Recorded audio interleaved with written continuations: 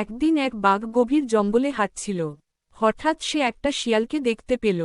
শিয়ালটা ছিল খুব চালাক, আর বাঘ ছিল বিশাল হলেও একটু বোকা। বাঘ গর্জন করে বলল, শিয়াল, আমি অনেক দিন কিছু খাইনি, আজ তোকে খেয়ে ফেলব।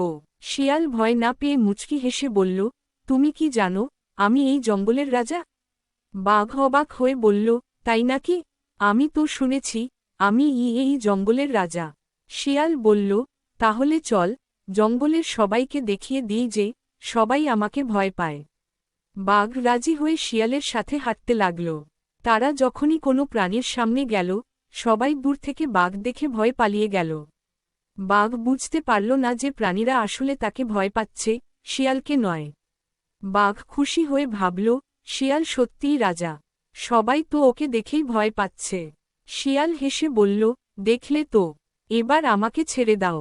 বাঘ বিশ্বাস করে শিয়ালকে ছেড়ে দিল। শিয়াল হাসতে হাসতে মনে মনে বলল, বোকা বাঘ, তুমি কখনো চালাক শিয়ালকে ফাঁদে ফেলতে পারবে না। শিক্ষা, বুদ্ধি ও বুদ্ধিমত্তা দিয়ে বড় শক্তিশালী প্রতিপক্ষকেও হারানো যায়।